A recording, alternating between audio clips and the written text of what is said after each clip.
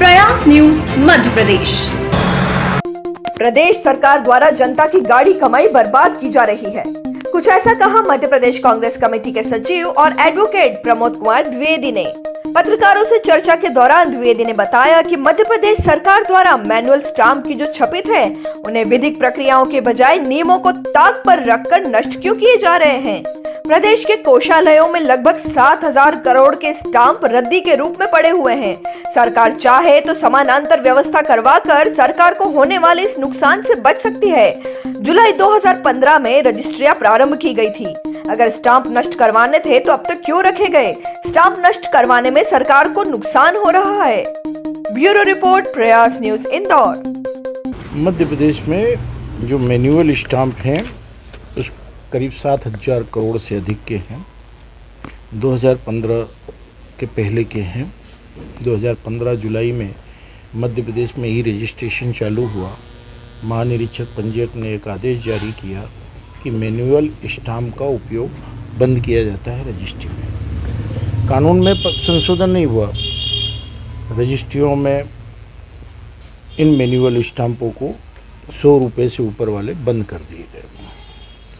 Stamp जब छपते हैं तो सरकार को पैसा देना पड़ता है। नासिक से स्टाम्प छपते हैं। स्टाम्प छपते हैं तो विशेष प्रक्रिया अपनाई जाती है। स्टाम्प के बीच में आप ये जो तार देख रहे हैं ये अलग अलग कीमत के स्टाम्पों में अलग अलग तरीके से होते हैं और ये तार बताया जाता रहा है कि चांदी के तार है। खैर मैं उस बात में मैं नहीं जाऊँगा, लेकिन जिस तरीके से 5 रुपये का 5 रुपये 10 रुपये इन सब के छापने में और विशेषज्ञता होती है, उसी प्रकार से इस स्टाम्पों की छापने में और उनकी छपाई में और इस खास प्रकार के तार में अंतर होता है।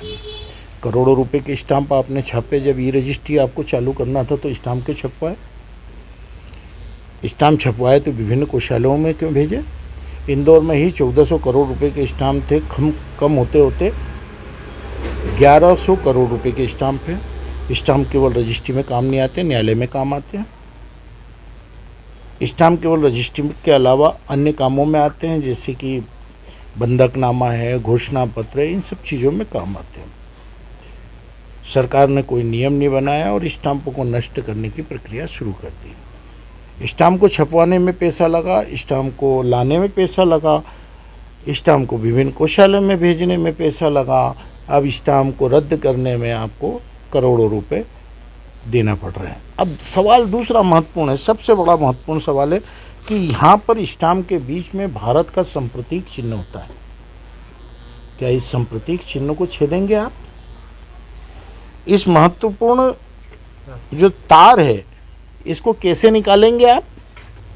अब जब पूरा स्टाम्प आप छेद रहे हैं, छेदा तब जाता है जब स्टाम्प को मैंने प्राप्त किया और मैंने रिफंड किया, यानी मैं काम में नहीं ले पाया हूँ, तब छेदने का नियम है कि इसका कोई उपयोग नहीं कर पाए। लेकिन लुगदी बनाने का तो नियम तो था ही नहीं। अब सरकार ने इंदौर, ग्वालियर, जबलपुर, भोपाल आदि सभी जगहों के 7,000 करोड़ रुपए से अधिक के